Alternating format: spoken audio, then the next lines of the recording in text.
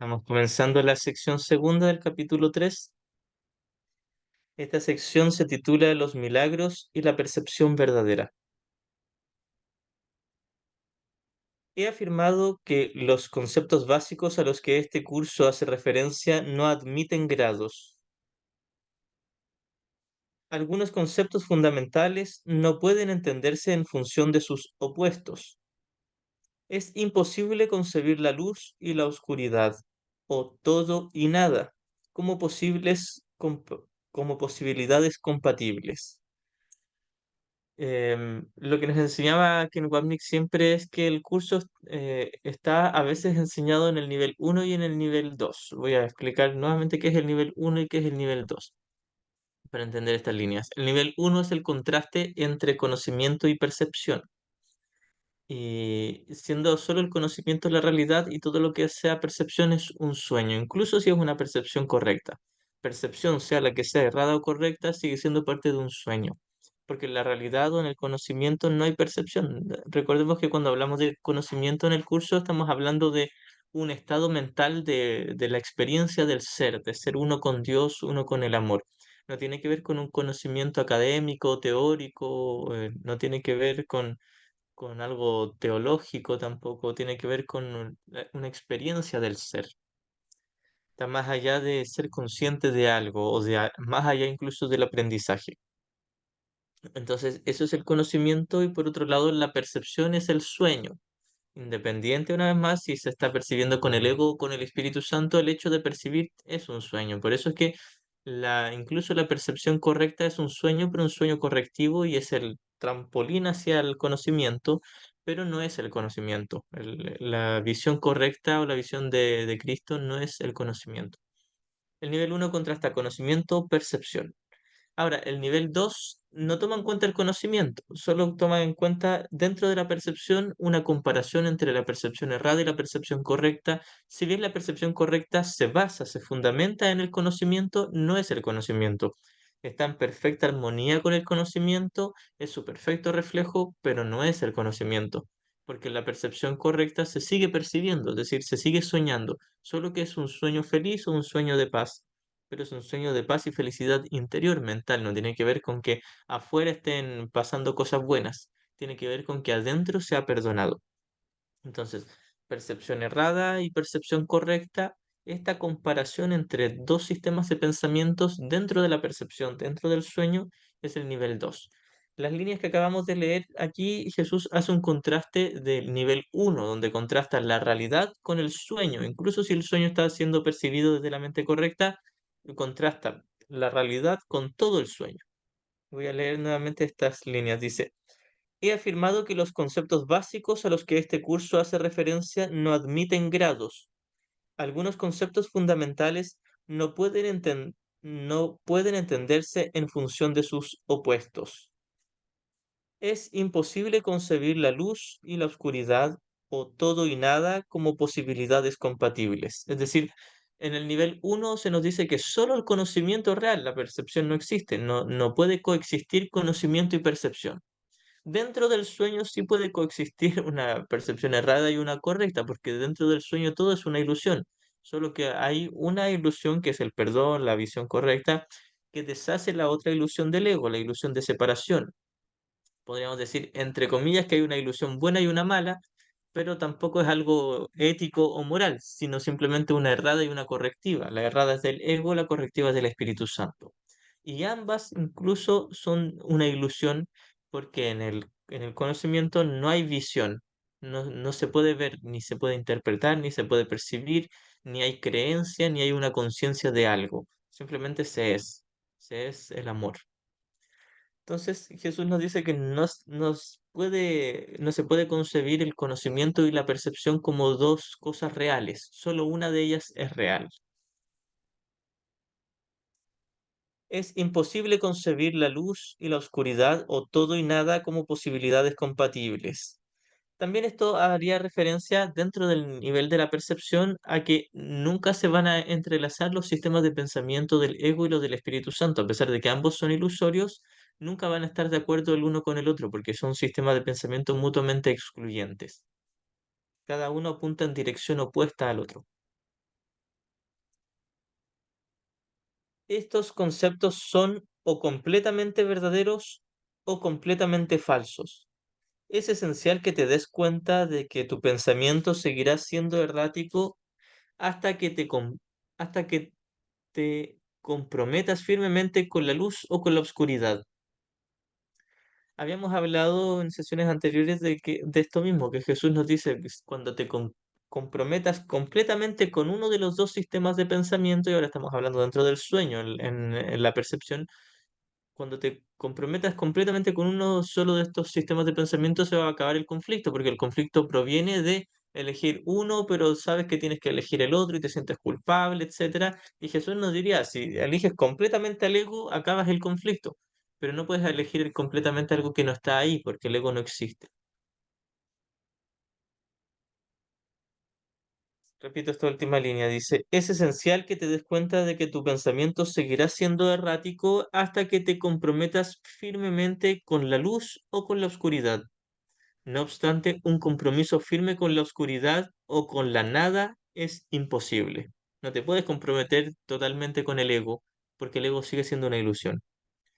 No hay nadie que haya vivido que no haya experimentado alguna luz o alguna cosa. Esto se refiere con que no hay nadie que no haya experimentado, aunque sea en algún momento, la verdad. Y no estamos hablando del conocimiento, sino de la mente correcta, del instante santo. Todos en algún nivel, incluso por muy poquito tiempo, nos hemos quedado en la mente correcta. Hemos experimentado alguna luz, algún destello de la verdad. Nos hemos visto inspirados por alguien más que ha estado en su mente correcta. Nadie es capaz, pues, de negar completamente la verdad, aunque piense que puede. Es decir, nadie puede estar totalmente disociado de la verdad, aunque incluso pueda pensar que puede. Incluso alguien que abiertamente dice, no, yo soy malo y quiero ser cruel y quiero vengarme de todo el mundo porque sí, porque simplemente les odio, en su interior siga habiendo una mente correcta. Puede que esté disociado de esa mente correcta, puede que no la elija en mucho, mucho tiempo, puede ser que la elija en 3000 años más, pero sigue estando ahí la luz en su interior. Él puede despistarse, puede perderla de vista, pero no la puede perder verdaderamente, no puede perder esa verdad. La inocencia no es un atributo parcial, no es real hasta que es total. Es decir, Jesús nos dice, o bien todos somos completamente inocentes o completamente pecadores. Esto creo que se nos dice al final del héroe del sueño. No recuerdo en qué sección, después lo vamos a buscar. Que Jesús nos dice, tú y tu hermano sois iguales, o bien ambos son pecadores o ambos son santos, pero es imposible que sean distintas cosas o que ambos sean las dos cosas a la vez. O son todos santos o son todos pecadores. Y sin embargo, Jesús nos dice, el pecado no existe, así que son todos santos, todos son inocentes completamente. Nadie puede ser inocente a medias y nadie puede ser consciente de su inocencia a medias tampoco. Todos son inocentes, pero alguien puede no ser consciente de su inocencia. Gustavo, ¿quieres hablar? Sí, Cero, buen día. Regresándome un poquito a la frase 5, es esencial que te des cuenta de que tu pensamiento seguirá siendo errático hasta que te comprometas firmemente con la luz o con la oscuridad. Aquí me mueve un poco en cuanto a mi creencia es que para poder yo llegar a ese punto, tengo que ser muy persistente en lo que hago, pero no dejo de ver ahorita que no es más que la forma. Entonces, aunque me convierta en un fanático del curso de milagros, pues de nada me va a servir si no lo hago, si no lo hago desde el amor, ¿no? Algo así quiero entender. Sí, es, y el firme compromiso no quiere decir con escribir una carta a Jesús o decirlo con palabras o decretarlo, quiere decir con una decisión desde la butaca, no en la pantalla. Así que es solo la mente. El firme compromiso no es que yo diga, me comprometo firmemente contigo, Jesús, o con el Espíritu Santo, o con este curso. No, a Jesús no le interesa que yo diga esas palabras. A Jesús le interesa de que yo examine junto con él honestamente. Incluso si decido no hacerlo, él no está preocupado ni apurado, pero él sabe lo que más me conviene, que es perdonar, Muchas gracias, Cicero. igualmente. Itzaro, Itzaro, ¿Sí? Dime. es un poco lo que dices tú a veces en la lección, yo no recuerdo cuál es la lección, eso del deseo de todo con el corazón, así, deseo la paz de Dios, de todo corazón, esa lección. Es como desear, el único deseo álmico que tenemos es la paz. Ahí te comprometes, ¿no? Eso no sé cómo, cuál es la lección, pero es así. Sí, es la 185, deseo la paz de Dios, sí. Y decir estas palabras no es nada, decirlas de todo corazón lo es todo, exactamente. Y decirlas de todo corazón no tiene que ver con decirlas, sino con una decisión mental, desde el tomador de decisiones o desde la butaca. Por eso es que es tan útil esta metáfora del cine, de la pantalla y la butaca en la sala de cine. La pantalla representa todo el universo de tiempo y espacio, incluido nuestros cuerpos, y la butaca representa, o el que está en la butaca mirando, representa la mente, el tomador de decisiones, o el observador de la película. Así que la pantalla no hace nada, las figuritas que se mueven ahí no hacen nada, no toman decisiones, no sienten, no piensan. El que piensa, siente y toma decisiones entre un sistema y otro es el que está sentado en la butaca, mirando la película, que se ha identificado mucho con el cuerpo y cree que está dentro de un cuerpo, dentro de una pantalla, pero nunca ingresó en la pantalla. Todo el tiempo estuvo sentado en la butaca, y más allá del tiempo, en la eternidad nunca hubo butaca, ni sala de cine, ni pantalla.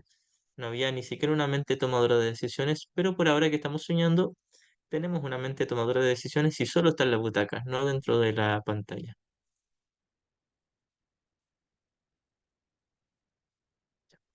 Gracias. Continuamos.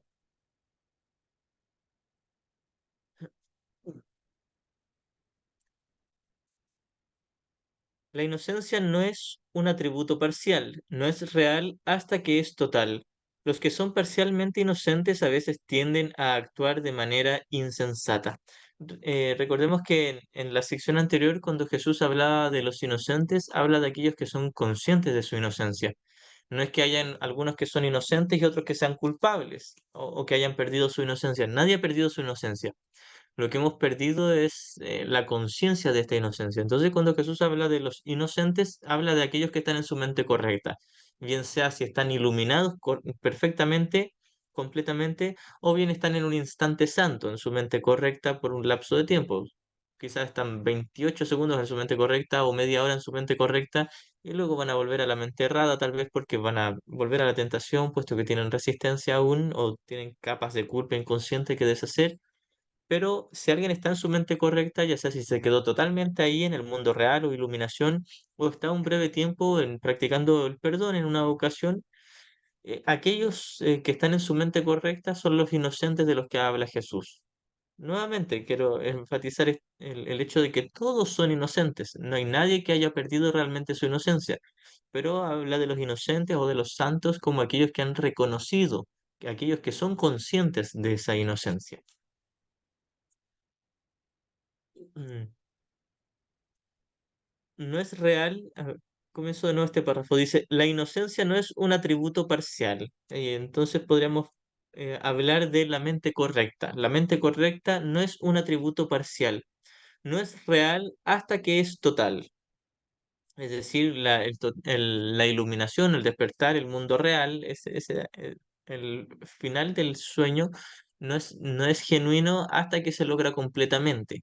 Por mientras que estamos de allá para acá, Jesús nos dice, estás indeciso, no has deshecho el problema completamente. Es decir, incluso si ahora estás en la mente correcta, estás todavía tienes culpa inconsciente que deshacer. Así que podríamos incluso hablar de los inocentes, aquellos que han llegado completamente a a la mente correcta o que están en la iluminación en el contexto de estas líneas. Porque van a haber otros contextos donde hable de los inocentes, aquellos que están solo en un instante santo o aquellos que ya han despertado al conocimiento. Todo depende del contexto. Esto es algo muy importante. Todas las cosas, las líneas que vamos a leer dependen del contexto. Por ejemplo, la palabra mundo, al menos en la versión en castellano, puede ocupar tanto para hablar de la ilusión como de la realidad. ¿Por qué de la realidad? Jesús cuando nos dice, perdona al mundo porque el mundo es inocente, el mundo es santo, hace referencia a la filiación, a todos mis hermanos que siguen siendo el Cristo y el Cristo es la realidad. A eso se refiere con perdona al mundo. Y hay otras ocasiones donde dice rechaza al mundo.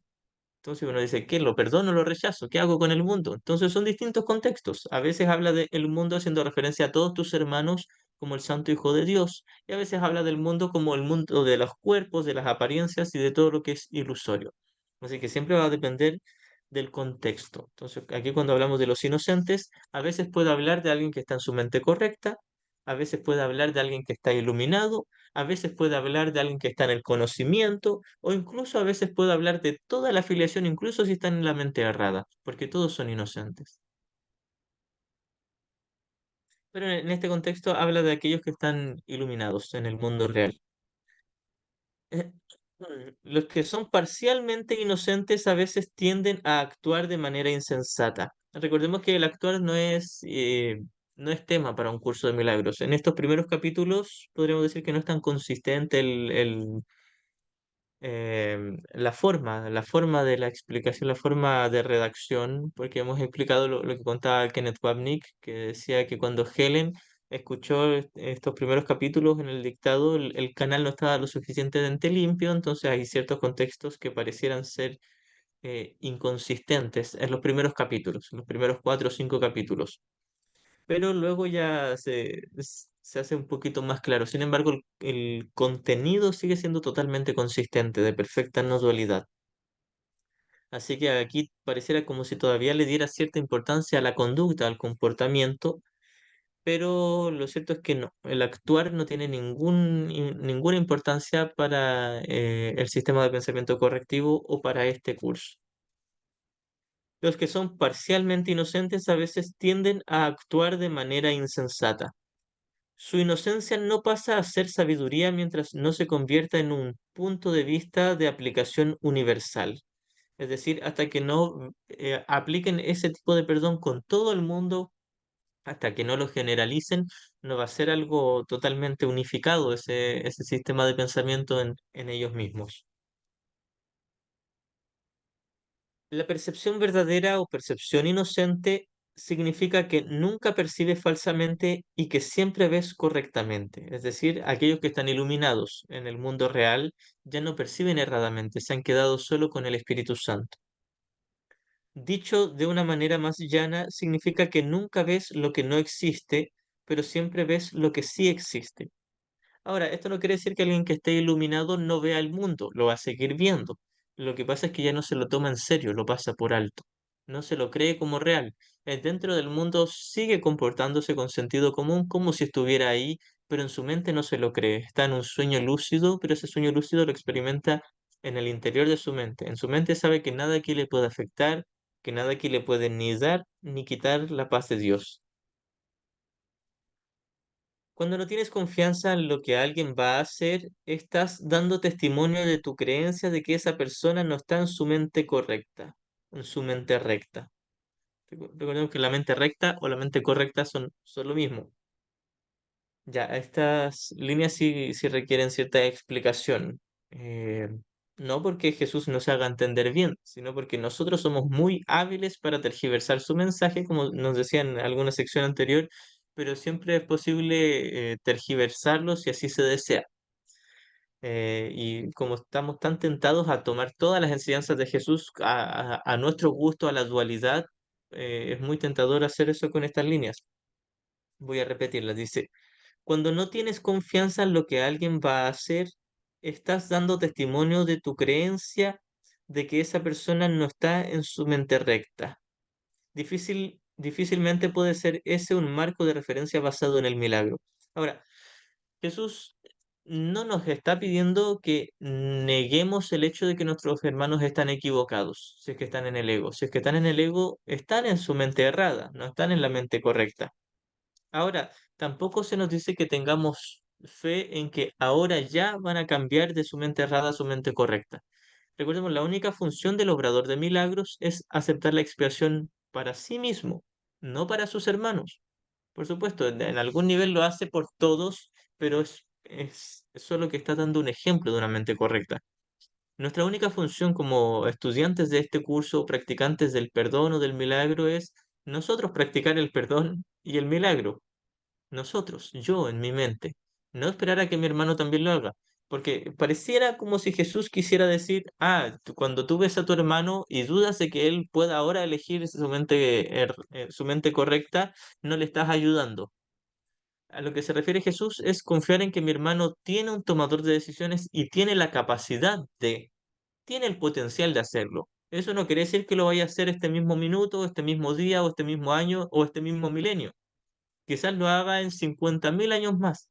A lo que se refiere Jesús, y tal como nos decía también en los principios, que los principios conllevan fe y convicción, es que confío en que mi hermano es libre de elegir, no está aprisionado, no tiene una mente aprisionada por el ego, tiene una mente libre de elegir entre su ego y su Espíritu Santo, entre un sistema de pensamiento errado y uno correctivo. Si yo digo, mi hermano está en el ego y va a ser imposible que salga de ahí, entonces no estoy teniendo fe. Pero si yo reconozco que sí puede, si es que él lo elige, y puede que no ocurra hoy, y nuevamente puede que no ocurra este milenio, puede que no ocurra hasta 1 millón de años más, pero de que va a ocurrir, y sí podría ocurrir hoy. Al que está obrando el milagro no le interesa cuánto tiempo vaya a pasar hasta que su hermano acepte el milagro. Si pasan 5 segundos o un día o 1000 años, no le interesa. Al que está perdonando no le interesa, no está esperando a que el otro le perdone. No está esperando un cambio fuera, ya sea en los comportamientos o incluso en el contenido de la mente de sus hermanos. Aquel que está realmente en su mente correcta, genuinamente, no tiene ninguna preocupación por cuánto se vayan a demorar sus hermanos en despertar. Cuando uno dice, ¿cuándo va a acabar la guerra? ¿Y cuándo van a estar todos en paz? ¿Y cuándo mis familiares van a dejar de discutir? ¿Y cuándo mi pareja va a dejar de ser celosa? ¿Y cuándo mi hijo se va a portar bien? ¿Y cuándo todos van a cambiar? ¿Y cuándo todos se van a iluminar? ¿Y cuándo todos van a abandonar su depresión, su soledad y su culpa y sus resentimientos? Jesús nos dice, estás dudando de mí. Yo sé la verdad. Únete a mí mejor y date cuenta de que esto es un sueño. E incluso el sistema de pensamiento errado, el del ego, que dio origen a este mundo, también es un sueño, es una ilusión. No solo el universo de tiempo y espacio es ilusorio, el sistema de pensamiento del ego que dio lugar al mundo también es ilusorio. Así que Jesús nos dice, por un lado, en el momento en que ocurrió el error ya se corrigió y esto ocurrió hace mucho tiempo, citando nuevamente la pregunta 2 del manual. En el tiempo ya ocurrió hace mucho tiempo, la eternidad nunca ocurrió. Aquel que está, aunque sea un segundo en su mente correcta, no duda de que todos van a despertar y de que más allá de la ilusión del tiempo ya todos despertaron. Y más allá de incluso de toda la ilusión de despertar en la realidad, nadie se durmió. Nunca hubo ni un error ni una corrección, y eso está más allá de lo que se pueda entender. Eso ya es el conocimiento. Pero por ahora lo que sí podemos entender es que hay otra manera de ver. Y dentro de esa otra manera de ver, que es el Espíritu Santo, conlleva la fe y la convicción de que mis hermanos son libres de elegir y no importa lo que elijan, si eligen al ego o al Espíritu Santo, siguen siendo los santos hijos de Dios, que en realidad más profundamente son un solo santo hijo de Dios que ya está a salvo eternamente en el cielo. Así que aquel que está genuinamente en su mente correcta no tiene un apuro, no está apresurado por cuándo van a entender este curso mis hermanos, cuándo van a dejar de enseñarlo mal algunos hermanos, cuándo van a entender, cuándo van a practicar honestamente el perdón, cuándo alguien que está con Jesús no le interesa eso, no juzga el tiempo en que sus hermanos se demoren en aceptar una corrección, no le interesa cuánto tiempo, no le interesa el tiempo no existe, es una ilusión.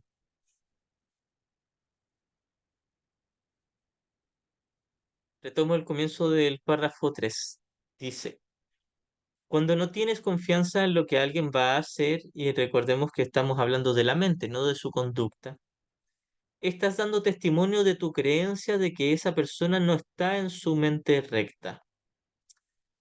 Eh, Jesús nos dice que estamos dando testimonio de que no está en su mente recta y puede que sí, no esté en su mente recta, pero lo que se refiere Jesús es que estamos creyendo de que Él no es capaz de elegir su mente recta, porque sí es capaz.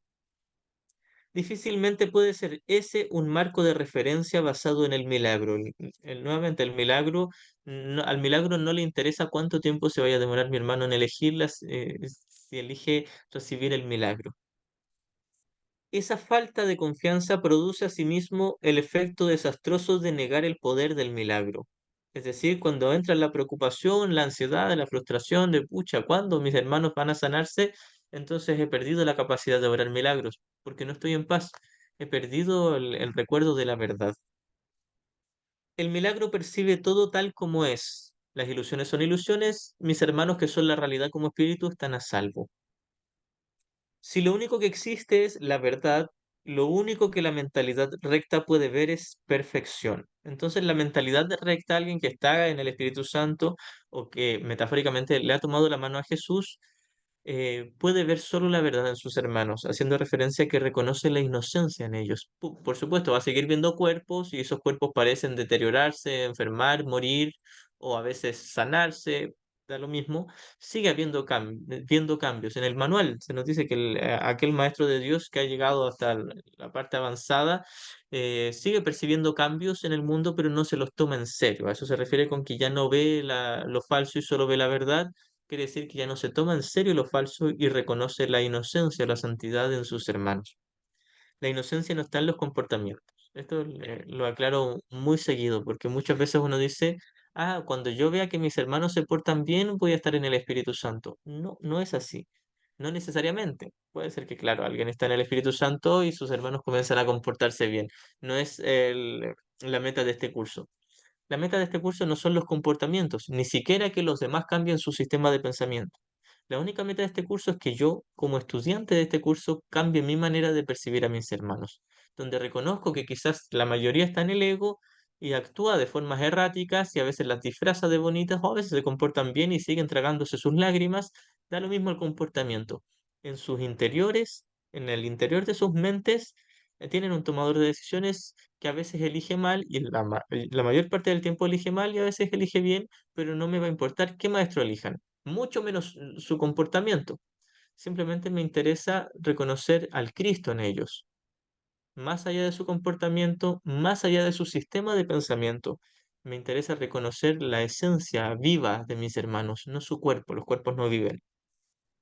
Esto es lo que ve alguien que está en la mente correcta o en la mente recta. Y no quiere decir que literalmente vea el espíritu, porque el espíritu no se puede literalmente ver, porque no es visible, no es imagen, no es sonido, no es frecuencia, no es energía, no es nada que se pueda percibir. Ni siquiera sentir con los sentidos que tenemos como humanos, entre comillas. Está más allá de los sentidos, más allá de los sentidos físicos. Es una experiencia del ser, pero cuando estamos en la mente correcta, sabemos, tenemos la noción de que nuestros hermanos están libres de pecado y eso produce la paz en nuestro interior porque hemos deshecho nuestra propia creencia de nosotros ser culpables. Mm. El milagro percibe todo tal como es. Si lo único que existe es la verdad, lo único que la mentalidad recta puede ver es perfección. Lo único que veremos en nuestros hermanos y esa perfección, una vez más, no está en los comportamientos, incluso ni siquiera en sus mentes erradas.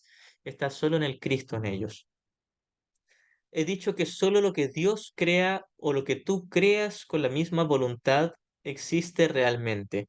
Y aquí está hablando del conocimiento, no del sueño, solo del cielo.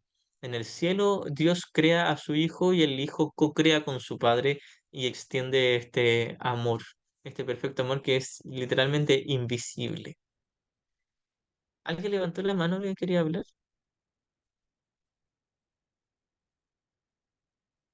Sí, em, para ver al Cristo en nuestros hermanos y evitar el tema de verlo por medio de nuestra percepción errada y distorsionada.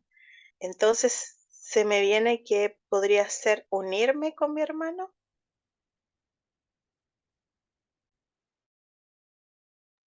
Así es, exactamente. Y unirme a mi hermano es lo mismo que ver el Cristo en él, porque si dejo de ver separación en él, dejo de ver culpa en él y en mí, por lo tanto nos veo a ambos como el Cristo. Así que sí, siempre y cuando se entienda que es unirse, porque realmente la unión es solo en el nivel de la mente y no en el nivel del comportamiento, no en el nivel de los cuerpos, e incluso la unión en el nivel de la mente sigue siendo una ilusión, una metáfora, porque en la realidad no hay una unión, solo hay perfecta unicidad. El que algo se una con otra cosa quiere decir que en algún momento hubo una separación. Entonces, la unión solo se puede dar en el ámbito de la mente correcta. En el cielo no hay unión, solo hay unidad, hay uno. Ese uno no se puede unir a sí mismo porque nunca se separó. Dentro del sueño pareció separarse y cuando parece recordar que es uno, esa es la unidad y eso es en el nivel de la mente. Así que sí es lo mismo, ver la faz de Cristo o unirme a Él o perdonarle o obrar un milagro, estar en un instante santo, todo esto es lo mismo, porque todo esto hace referencia a que deshago mi creencia de la culpa en Él y en mí y deshago mi creencia de separación en Él y en mí. Gracias igualmente. Ya, continúo. Mm. He dicho que solo lo que Dios crea o lo que tú creas con la misma voluntad existe realmente, y esto es solo el espíritu en el cielo, el amor. Eso es pues lo único que los inocentes pueden ver. Aquellos inocentes pueden ver eso no literalmente, pero lo reconocen en sus mentes. Ya dijimos, no tiene, esto todavía no es el conocimiento. Los inocentes no sufren de una percepción distorsionada. Es decir, los inocentes ya deshicieron toda la culpa inconsciente y solo pueden reconocer la faz de Cristo en todos sus hermanos. Pueden reconocer la creación en sus hermanos, aunque todavía no es esa perfecta experiencia del conocimiento, sí es el perfecto reflejo de esa experiencia. ¿Tienes miedo de la voluntad de Dios porque has usado tu mente que Él creó a semejanza de la suya para crear falsamente? Crear falsamente es proyectar culpa. Dijimos que crear falsamente o proyectar, que sería lo mismo, se divide en dos contextos, en dos ámbitos. El primero es el origen de todo el mundo manifiesto, el universo de tiempo y espacio. Y lo segundo es la idea de que quiero ver culpa en los demás para no verla en mí. Este tipo de proyección psicológica. Entonces, Jesús habla de este tipo de proyección psicológica cuando habla de crear falsamente. Crear falsamente es desear ver culpa o pecado en mis hermanos para no verlo en mí. Repito estas líneas, dice, tienes miedo de la voluntad de Dios porque has usado tu mente que Él creó a semejanza de la tuya, es decir, la mente del Cristo, la mente uno, la has utilizado ahora para quedarte dormido y creer en fantasías y proyectar culpa, para crear falsamente. El proyectar culpa es lo que nos hace tener miedo de Dios y de su voluntad, porque puesto que creímos que nos separamos de Él, creímos que somos pecadores y culpables, negamos y proyectamos en Dios o creamos falsamente en Dios y por lo tanto tenemos miedo de su voluntad, porque ahora creemos que su voluntad es que nosotros suframos o que seamos asesinados por un castigo de parte de Él. Esa es nuestra creencia distorsionada, producto de la proyección o de crear falsamente o de fabricar que todo esto sigue siendo lo mismo, el deseo de ver culpa afuera.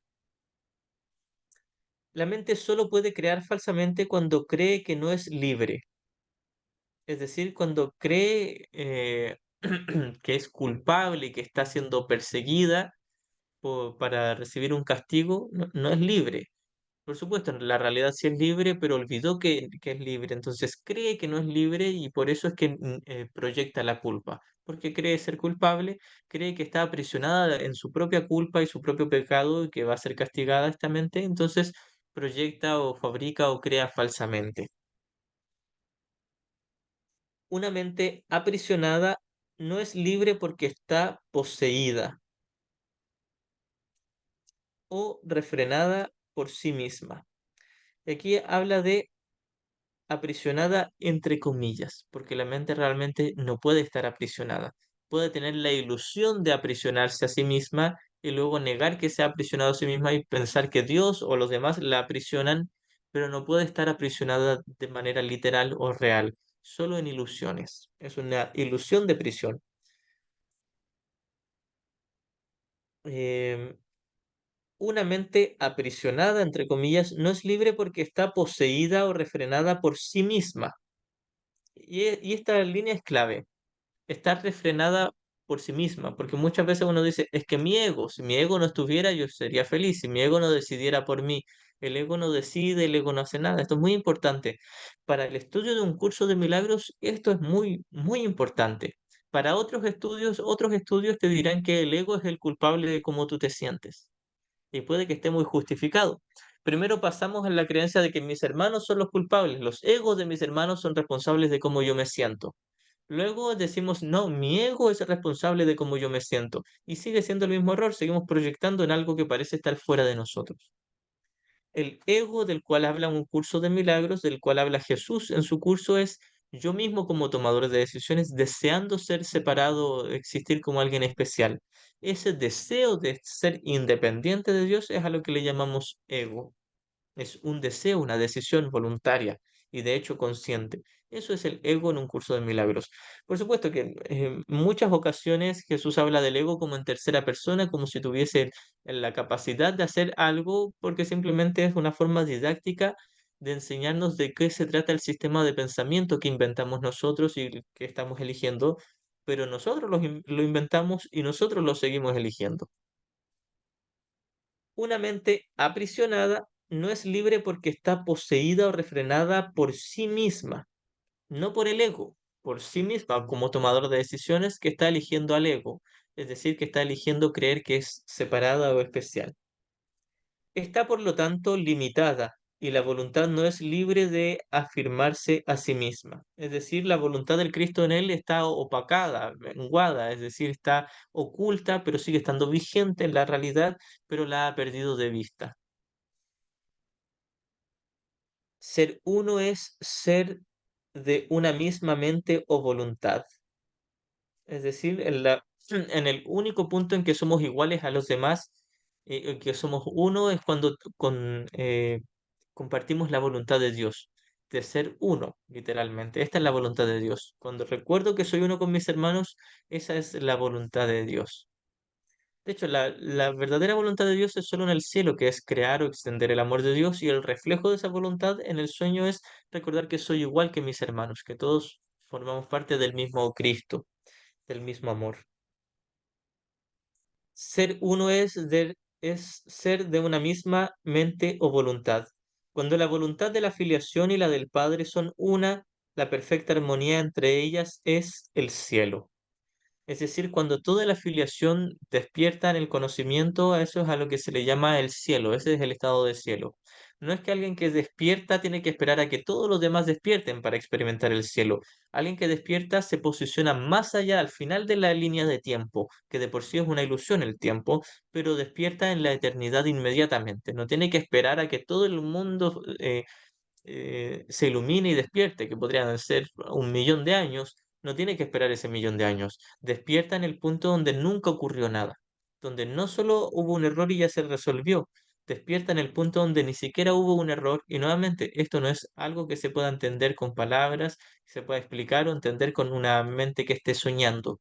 Solo al final, cuando Dios da el último paso y nos despierta el conocimiento, solo ahí se puede entender el hecho de que nunca hubo una idea de separación y nunca se corrigió. Está más allá porque toda la enseñanza del curso se trata de que hubo una diminuta alocada idea y hay una corrección. Pero cuando se corrige totalmente, desaparece el error y desaparece la corrección incluso. Gustavo dice despertar de la pesadilla. Exacto, cuando uno despierta de la pesadilla, al final se da cuenta de que nunca hubo ninguna separación, ni siquiera una idea de separación. Nada puede prevalecer contra un hijo de Dios que encomienda su espíritu en manos de su Padre. Aquí hace referencia a esa famosa parte de la historia de Jesús donde se cuenta que estaba en la cruz y dijo, Padre, en tus manos encomiendo mi espíritu. Dudo que Jesús haya dicho eso, y de hecho, por lo general se suele interpretar como con miedo, con tristeza, con nostalgia, de bueno, ya me resigno, que sea tu voluntad, si tú quieres que sea asesinado, voy a ser asesinado. Jesús no pensaba así, no le interesaba este mundo, sabía que era un cuento, un sueño, lo tenía totalmente claro. Así que nunca le pidió a Dios que fuese su voluntad, él sabía que la voluntad de Dios era, simplemente era en la eternidad. No, no se tuvo que entregar, no tuvo que entregar su espíritu en manos de Dios, él sabía que ya estaba en Dios. Pero Jesús ahora ocupa esto como una hermosa metáfora para recordarnos que podemos poner nuestra mente a disposición del Espíritu Santo y despertar en el punto donde ya somos uno con Dios. Nada puede prevalecer, y se refiere a ninguna ilusión del ego, del mundo del ego, nada puede prevalecer contra un hijo de Dios que encomienda su espíritu en manos de su Padre. Debemos recordar que el espíritu ya es perfecto, no necesita salvación ni corrección. El espíritu, el ser, el Cristo que está en Dios ya es perfecto. No necesita iluminarse o despertar. Es nuestra mente dormida la que necesita despertar. Pero esto es solo una metáfora. Aquel que encomienda su espíritu es aquel que encomienda su mente para recordar su espíritu que ya es perfecto. Al hacer esto, la mente despierta de su sueño y recuerda a su creador. Toda sensación de separación desaparece. El Hijo de Dios es parte de la Santísima Trinidad, pero la Trinidad en sí es una. No hay confusión entre sus niveles porque estos son de una sola mente y de una sola voluntad. La Trinidad, la Santísima Trinidad es el Padre, el Hijo y el Espíritu Santo, y Jesús nos dice que en el cielo todo es uno solo. No hay un punto donde termine el Padre y comience el Hijo como algo separado. Se nos dice en el libro de ejercicios, no hay algo, no hay un punto de separación entre el Padre y el Hijo. Y de hecho, el Espíritu Santo es el reconocimiento de que el Padre y el Hijo son uno. No es que sea un tercer miembro, es una metáfora. En el cielo no hay tres cosas, no hay un Padre, un Hijo y un Espíritu Santo. Ni siquiera hay dos cosas como un Padre y un Hijo, solo hay amor. Y una vez más, esto no se puede entender con una mente que esté soñando como la nuestra, solo se va a entender al final. Por ahora lo que podemos entender perfectamente es la corrección, que hay otra manera de ver, que es el perdón. Mm. Toda sensación de separación desaparece. El Hijo de Dios es parte de la Santísima Trinidad, pero la Trinidad en sí es una. No hay confusión entre sus niveles porque estos son de una sola mente y de una sola voluntad.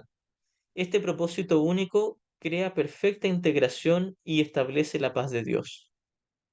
Es decir, el reconocimiento de que el Padre y el Hijo son uno y el Espíritu Santo era solo la memoria en la mente del Hijo dormido del recuerdo de que el Padre y el Hijo son uno. Entonces, no es que el Espíritu Santo sea realmente una mente separada o una mente aparte, es el amor de Dios, simplemente es el recuerdo del amor de Dios que cuando alguien ya despierta no necesita recordar, porque es consciente, plenamente está en la experiencia del ser, de ser uno en el amor de Dios. Este propósito único crea perfecta integración y establece la paz de Dios. Finalmente, el recuerdo de esa unicidad es la perfecta paz de Dios. Pero esta visión solo la pueden percibir los verdaderamente inocentes, aquellos que han deshecho todo el ego, toda la culpa inconsciente, aquellos que se han iluminado, quienes al ser puros de corazón defienden la percepción verdadera en vez de defenderse de ellas. Es decir, alguien que está en la mente errada se defiende de la percepción correcta, es decir, tiene defensas contra la percepción correcta porque tiene miedo, porque ha proyectado culpa en ella, en la voluntad de Dios o en el reflejo de la voluntad de Dios, que es la mente correcta. Aquel que está eligiendo al ego tiene miedo del Espíritu Santo y va a abandonar ese miedo hasta que decida elegir un nuevo maestro, decida descartar al ego, aunque sea por un instante. Y finalmente, cuando ha descartado el ego por completo, ha deshecho por completo la culpa inconsciente, ha perdonado todo, ha estado en el mundo real o el sueño lúcido, el estado de iluminación, aquellos que han llegado a ese nivel, como Jesús lo hizo, a estos, Jesús se refiere como los inocentes, los verdaderamente inocentes. Aunque debemos recordar que todos son verdaderamente inocentes, pero en este contexto es aquellos que son conscientes totalmente de ello. Pero esta visión solo la pueden percibir los verdaderamente inocentes, quienes al ser puros de corazón, y ser puros de corazón es haber deshecho todas las ilusiones en la mente, no tiene que ver literalmente con el corazón. El corazón es una bella metáfora, pero es metáfora. Quienes al ser puros de corazón defienden la percepción verdadera en vez de defenderse de ella. Defender la percepción verdadera no es que la defiendan contra los juicios de los demás. Cuando alguien dice, no, tu curso es una mentira y uno dice, no, mi curso es verdad, no se refiere a ese tipo de defensa. No se refiere a que tengamos que defender la verdad contra los demás. Quiere decir que la conservamos y la protegemos en nosotros. Es una metáfora solamente.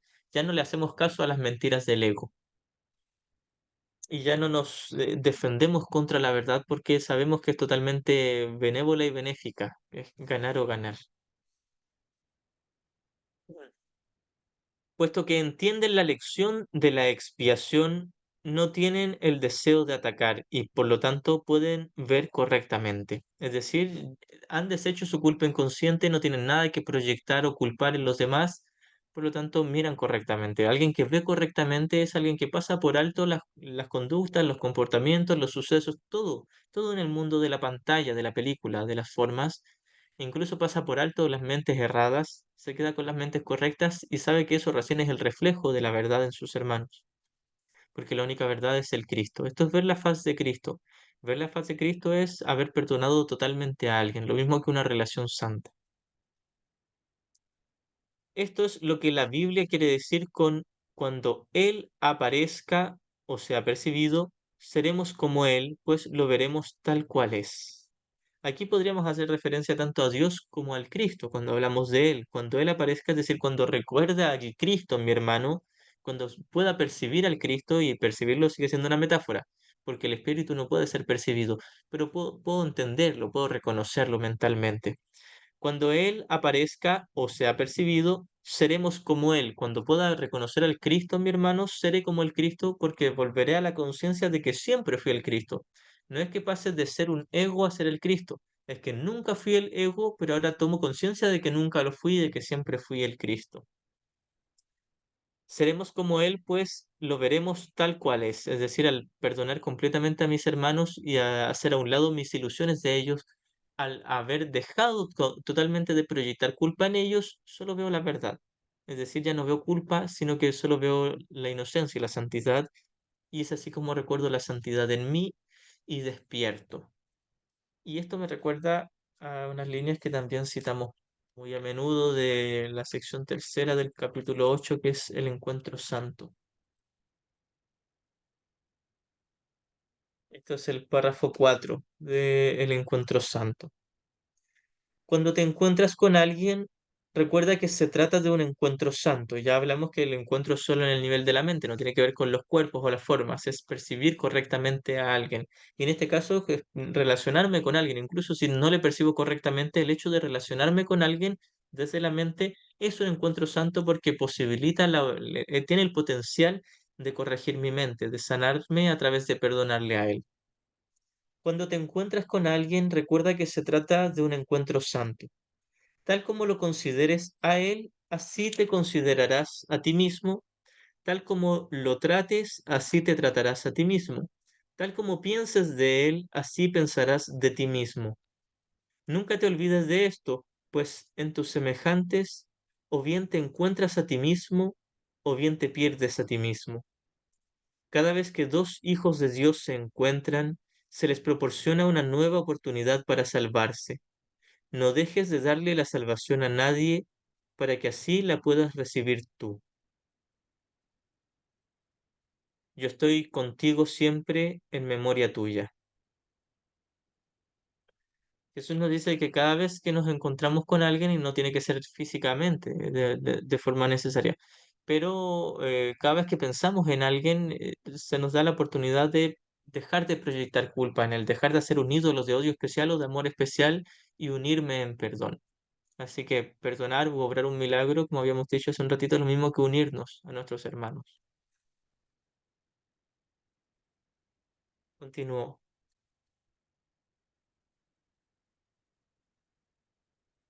La manera de corregir las percepciones, las distorsiones, es dejando de tener fe en ellas y depositándolas únicamente en lo que es verdad.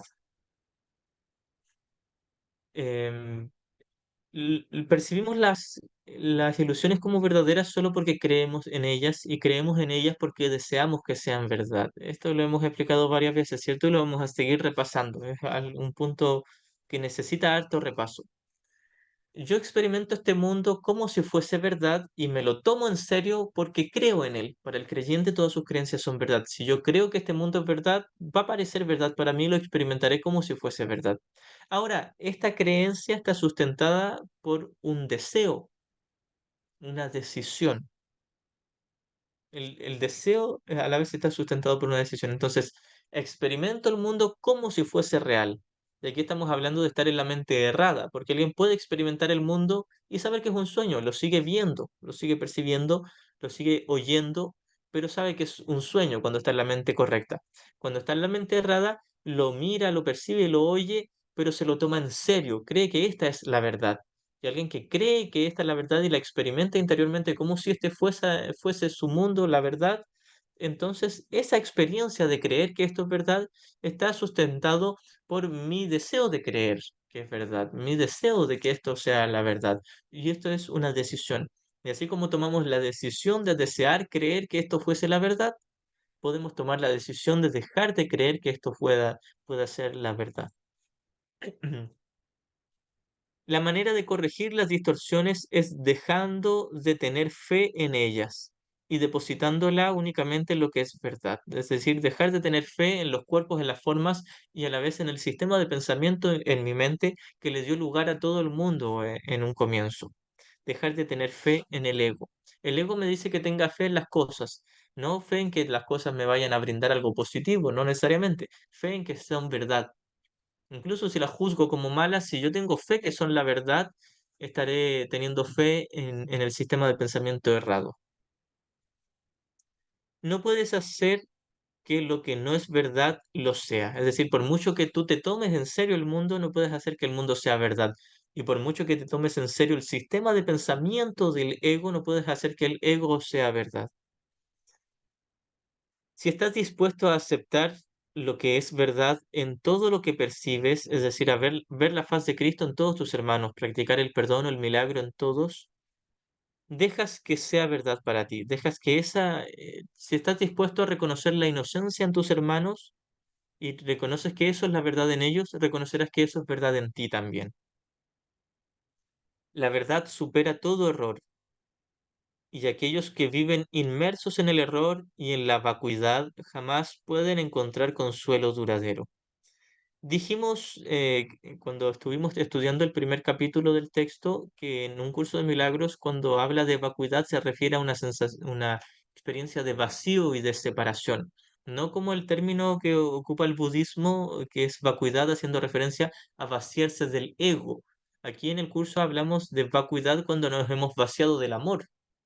Y es por eso que la vacuidad realmente no existe, porque no podemos estar vacíos del amor.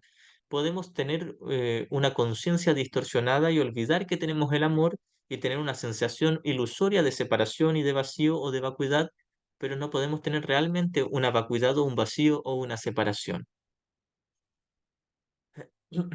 La verdad supera todo error y aquellos que viven inmersos en el error y en la vacuidad, en la idea de separación, jamás pueden encontrar consuelo duradero, porque creen que están vacíos del amor de Dios, por lo tanto no pueden encontrar la respuesta, no pueden encontrar un consuelo verdadero que sería el Espíritu Santo, porque han elegido al ego, no se puede estar en el ego y en el Espíritu Santo. Ciertamente sí lo podrían encontrar si cambian de parecer, si cambian su decisión, pero mientras mantengan su decisión en favor del ego y de la vacuidad, del vacío y de la soledad, no van a poder experimentar el consuelo que nos da el Espíritu Santo. Y consuelo es, entre comillas, una metáfora, porque no es que nos consuele de unas reales penas, es que nos dice incluso tus tristezas y tus miedos ni siquiera existen, siguen siendo una ilusión y siempre estuviste a salvo. Cuando percibes correctamente, cancelas tus percepciones falsas. Es decir, dejo de ver culpa en mis hermanos y reconozco que estaban solo en un error y que no era un pecado. Y las de los demás simultáneamente. Les doy un ejemplo. Extiendo esta luz a mis hermanos y ellos verán si la aceptan o no, pero al menos se las ofrezco. Puesto que los ves tal como son, reconozco la inocencia, la santidad en ellos, les ofreces tu aceptación de su verdad para que ellos puedan aceptarla en sí mismos. Esto es lo que hizo Jesús con todos sus hermanos. Les ofreció una visión donde él sabía que ellos eran inocentes. Quizás ellos no la aceptaron en ese mismo momento, y quizás mucho tiempo después se vino a entender claramente su mensaje. En ese tiempo muy poquitos lo entendieron, pero tarde o temprano se fue entendiendo y aún estamos en proceso de aceptarlo y de entenderlo. También debemos recordar que el que obra un milagro no se preocupa por cuánto tiempo se vayan a demorar sus hermanos en aceptar ese milagro. Entonces Jesús siempre habla como si fuese algo inmediato, como que yo ahora perdono y ahora todos alrededor mío perdonan. En la experiencia de línea de tiempo no sucede así. Pero más allá de la línea del tiempo, sí, si yo perdono, todos perdonan, no porque yo esté decidiendo por ellos, sino porque yo, en mi experiencia personal, me estoy acercando hacia el final del tiempo donde ya todos eligieron correctamente. Puesto que los ves tal como son, les ofreces tu aceptación de su verdad para que ellos puedan aceptarla en sí mismos, para que ellos puedan aceptarla y pueden decidir no aceptarla por ahora, a pesar de que sí lo van a aceptar en algún momento. Esta es la curación que el milagro produce. La curación que el milagro produce es yo haber aceptado sanar mi propia mente y extender esa visión correcta a mis hermanos para que ellos se vean inspirados en, no en mi comportamiento, sino en mi paz interior, y puedan utilizarlo como un símbolo de un ejemplo a seguir. Entonces, esta es la curación que ofrece el milagro. Es solo en el nivel de la mente, no en el nivel de la conducta ni de los cuerpos, y es solo un ofrecimiento, sin importar cuánto se tarde mi hermano en aceptar ese ofrecimiento. Ya.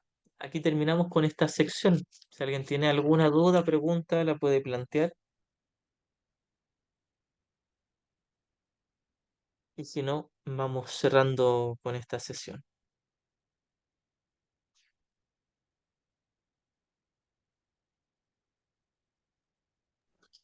Gracias, No, vaya Itzaro. hasta más tarde. Sí, igualmente.